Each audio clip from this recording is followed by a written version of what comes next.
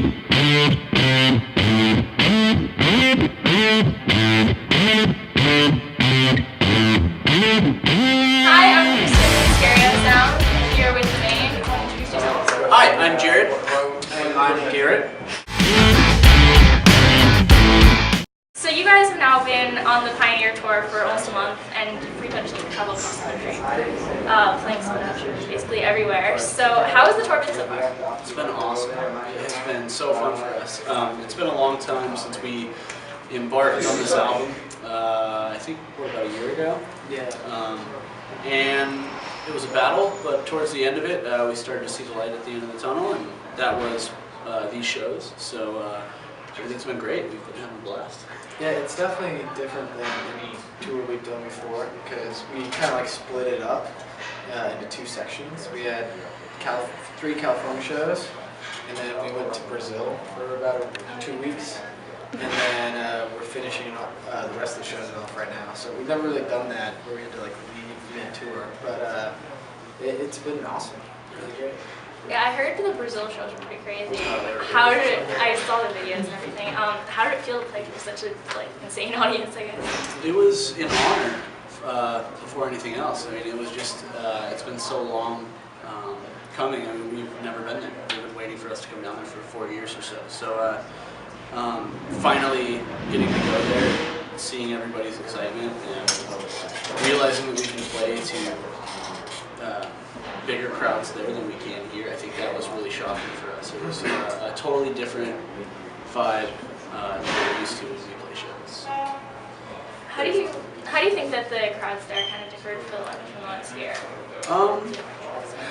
I think I mean, like Jared said, we haven't been down there before, so I think there was a lot of kids who were pretty excited to see us, who have been like following us for a long time.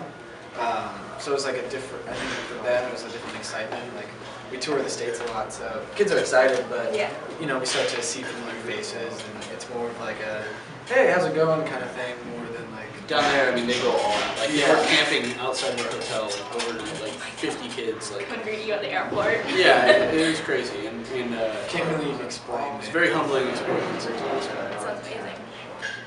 So on the Pioneer Tour in the U.S., you guys have been doing a lot of the smaller venues and doing signings and everything afterwards. How do you think the overall vibe, I guess, of this tour has been different than other ones we've done? It's kind of relaxed. I mean, more laid back, I kind of feel like, because we're playing 13 songs that maybe not everyone knows yet. So it's like a lot of people are just listening and having to hear the record. And then we kind of come do like a stripped down set with a bunch of older songs. So, and like that's kind of what kids are singing and stuff. It's been awesome. I really, one of the better tours for me.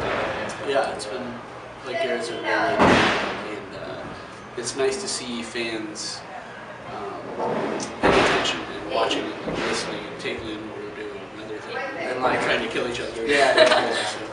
So in that aspect, it's been awesome. I can't wait to see your which night do you think on the Pioneer Tour has been the best one so far? Philly was probably the best for me. Philly was awesome. I think there's definitely things that stick out from everyone that we've done. The first one that we did in San Fran, our buddy Colby, who helped produce the album, was there, and that was kind of special that we got to play the first show, and he was there. And then Chain was cool just because we haven't played there for a while. There was some history there. You know, we used to play there a lot, and I don't know. There's just certain things about every show. But Philly, as far as the crowd response, those first 3 shows that we did, the album wasn't out yet. Yeah. And so now that it's out, I think the response has been even better just because they're more familiar with the material. I think it was kind of weird playing songs that nobody in the audience really knew yet. Oh yeah, definitely. I hadn't been that nervous to go out on stage, I think. Yeah. And we were at this place called Bottom of the Hill, which holds like 300 people. So it was like, I was more nervous for that than pretty much any other show we've ever done. Yeah. Which songs from your new record do you think that the audience best reacted to? Some days it was good. It's been that just because it's been out for the longest. Like we did. Yeah, that one was really fun last night in Philly. Jenny always goes pretty well. maybe not everyone knows it, but everyone seems to be happy. Or crying.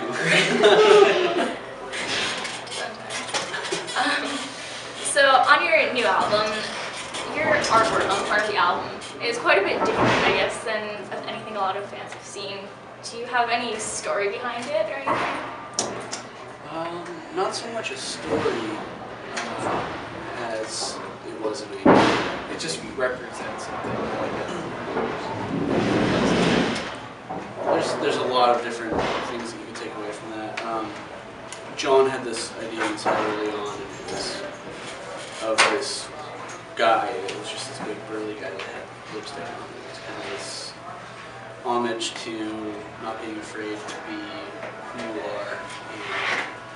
And that's just like the foundation of it. I feel like I really want fans to attach some meaning to everything that we're doing on this album. I was saying earlier in a different interview that certain artwork throughout time, as you listen to the CD, you begin to attach that conversation to that set of songs. Yeah. I hope that's what we're going to do with this album. It's like, you know, when I listen to Nevermind, I think about how shocking it was for somebody. I saw like a naked baby or whatever. So. Yeah, I think it's pretty cool idea. What's your favorite song that you guys recorded? When I'm at home, I remember when Jared finished the bridge, the guitar part of that was just so wild. And everyone was sitting down like messing with pedals while he was just doing his thing. And it was kind of everyone having to like do their part to make this, the bridge kind of what it is. But I feel like when we finished, we were like, holy shit, this is awesome! Yeah, that was probably my favorite part too. Yeah. So your recording process is obviously a lot different since you guys self-produced everything. What kind of made you guys want to self-produce on records instead of doing it through your actual label? I think there are a lot of factors that played into us making that decision. We felt like in the past there had been a lot of hands kind of reaching in to control what's going on. We really wanted this to be as honest and as true to ourselves as it could be. And after we started working on the first set of songs, after we started writing, we had this idea that we could do that. So we found this great place in El Paso, and it worked out fantastic. We're very happy with how it sounded. So we decided to go back and do some more. And it's just cool to know that we're actually happy with it. I wish this. And once you actually told your record label something about recording this all on your own, how did they react? Or how did you react to this? Not well. Well, the first meeting was really funny, and I remember feeling really like not sure of what was about to happen. I remember we sat down and we had 9 songs done, and we showed them, and they were just like, yeah, we'll figure out how to make this work. And it was just like this, like, okay, what does that mean? Yeah. And it was like 3 weeks of not even like them explaining anything to us, and so it got really frustrating very quickly. So I don't think they were very excited. It's hard, yeah, it's hard when you walk in and you're so sure that what you have to offer is the right thing. Is right. You know, we were so sure that that was the album, and they were just like, so we were like, all right, we're gonna go do our own thing again. We just kind of went back and did the same thing and did